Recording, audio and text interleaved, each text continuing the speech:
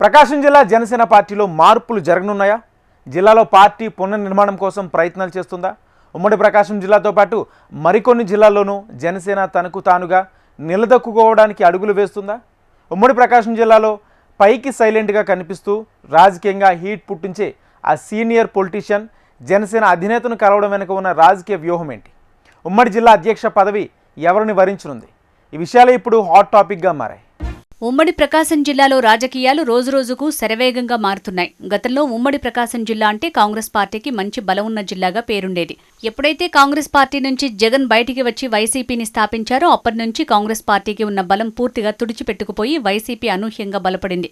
ఇందుకు కారణం వైఎస్ఆర్ బంధువులైన బాలినేని, వైవి సుబ్బారెడ్డిలు ఈ జిల్లా వాసులు కావడమే అంటుంటారు. జిల్లాలో బాలినేని రాజకీయ వ్యూహాలు కూడా వైసీపీ బలపడటానికి ఎంతగానో పనిచేశాయని ఓ వర్గం చెప్తూ ఉంటుంది. అయితే గత ఎన్నికల్లో వ్యూహాలు ప్రతి వ్యూహాలను తారుమారు చేస్తూ కూటమి తరపున నిలబడిన తెలుగుదేశం పార్టీ అభ్యర్థులు ఉమ్మడి ప్రకాశం జిల్లాలో పెద్ద సంఖ్యలో గెలుపొందారు. గతంలో ఎన్నడూ లేనంత బలంగా తెలుగుదేశం పార్టీ ఉందని నిరూపించుకున్నారు. జిల్లాలో 12 నియోజకవర్గాలుంటే కూటమి తరపున పోటీ చేసిన తెలుగుదేశం పార్టీ అభ్యర్థులు 10 మంది గెలిస్తే కేవలం 2 స్థానాల్లో వైసీపీ గెలిచింది. దీంతో ప్రకాశం జిల్లాలో రాజకీయం పూర్తిగా మారిపోయింది. 2024 ఎన్నికల వరకు జిల్లాలో వైసీపీకి అంతా తానై పార్టీని లీడ్ చేసిన సీనియర్ పొలిటీషియన్ బాలినేని శ్రీనివాసరెడ్డి ఒక్కసారిగా వైసీపీ నుంచి జనసేన పార్టీ కండువా కప్పుకోవడంతో వైసీపీతో పాటు కూటమి పార్టీలో కూడా రాజకీయ కలవరం ప్రారంభమైంది. బాలినేనిని జనసేన పార్టీలోకి రానివ్వకుండా అడ్డుకునేందుకు తెలుగుదేశం పార్టీ కూడా రాజకీయ చదరంగంలో ఎత్తులు వేశారు. అయితే వీటన్నింటినీ ఛేదించుకుని బాలినేని డైరెక్టుగా జనసేనానితో ఉన్న సన్నిహిత బంధంతో పార్టీలో చేరిపోయారు.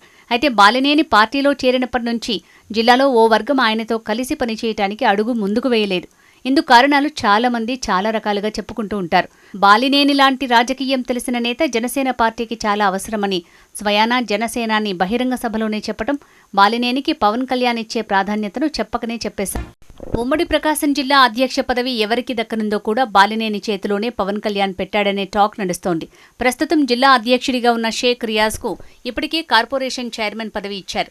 దీంతో జిల్లా అధ్యక్షుడిగా కొత్త వ్యక్తి వస్తాడు అనేది చర్చ ఉంది. వచ్చే ఆ కొత్త అధ్యక్షుడెవరనేది బాలినేనే నిర్ణయించాల్సి ఉందట. ఇక్కడ గమనించాల్సిన విషయం ఏంటంటే ఉమ్మడి ప్రకాశం జిల్లాలో జనసేన పార్టీ 2-3 గ్రూపులుగా విడిపోయినట్లుగా కనబడుతూ కలిసి రాజకీయం చేస్తున్న సంగతి అందరికీ తెలిసిందే. దీంతో బాలినేనికి మేం పోటీ అని చెప్పుకునే కొంతమందికి చెక్ పెట్టేందుకు బాలినేని అదేవిధంగా జనసేనాని కూడా టార్గెట్ ఫిక్స్ చేశారు అనేది టాక్. పైన చర్చించుకున్న విషయాలన్నింటికీ క్లారిటీ అమరావతిలోనే బాలినేని, ఆయన తనయుడు ప్రణీత్ రెడ్డి, పవన్ను కలిసి జరిగిన చర్చలే ఇందుకు సాక్ష్యమని అంటున్నారు. గంటలకు పైగా జరిగిన చర్చల్లో రాబో రోజుల్లో ఉమ్మడి ప్రకాశం జిల్లాతో పాటు రాయలసీమ జిల్లాలో కూడా పార్టీని బలోపేతం చేసే విషయాలపై సుదీర్ఘ చర్చ జరిగిందట. అంతేకాకుండా వచ్చే నెల 4న పవన్ కళ్యాణ్ ఒంగోలు పర్యటన కూడా ఖరారైంది. ఆ సందర్భంగా జనసేనాని 2 గంటలకు పైగా బాలినేని ఇంట్లో ఓ విస్తృత స్థాయి సమావేశం కూడా నిర్వహించనున్నారట. దీంతో జనసేన పార్టీలో పవన్ కళ్యాణ్ బాలినేనికి ఇచ్చే ప్రయారిటీ ఏంటి అనేది ఇటు కూటమి నేతలతో పాటు అటు లోకల్లో బాలినేనికి తాము పోటీ అని చెప్పుకునే నాయకులకు కూడా క్లారిటీ వస్తుందని రాజకీయ విశ్లేషకులు చెప్తున్నారు. ఉమ్మడి ప్రకాశం జిల్లా జనసేన పార్టీ అధ్యక్షుడు ఎవరు అనేది మాత్రం ఇక్కడ కొంత క్లారిటీ రావాల్సి ఉంది. జిల్లా అధ్యక్ష పదవి కోసం నిన్న మొన్నటి వరకు కొంతమంది పోటీ పడుతున్నట్లుగా వార్తలొచ్చాయి. అయితే జనసేన పార్టీలో ఓ వర్గం మాత్రం జిల్లా అధ్యక్ష పదవిని బాలినేని ప్రణీత్కు ఇవ్వాలని బాలినేనిపై ఒత్తిడి తీసుకొస్తున్నారట. నిజంగా ఇదే జరిగితే మాత్రం ఉమ్మడి ప్రకాశం జిల్లాలో రాజకీయ సమీకరణాలు పూర్తిగా మారే అవకాశం ఉందని చెప్తున్నారు. పవన్ కళ్యాణ్ ఒంగోలు పర్యటనతో పార్టీలో ఓ క్లారిటీ వచ్చే అవకాశం ఉందని రాజకీయ విశ్లేషకుల మాట. మొత్తానికి ఉమ్మడి ప్రకాశం జిల్లాలో రాజకీయ సమీకరణాలు శరవేగంగా మారుతున్నట్లుగా సంకేతాలు కనిపిస్తున్నాయి.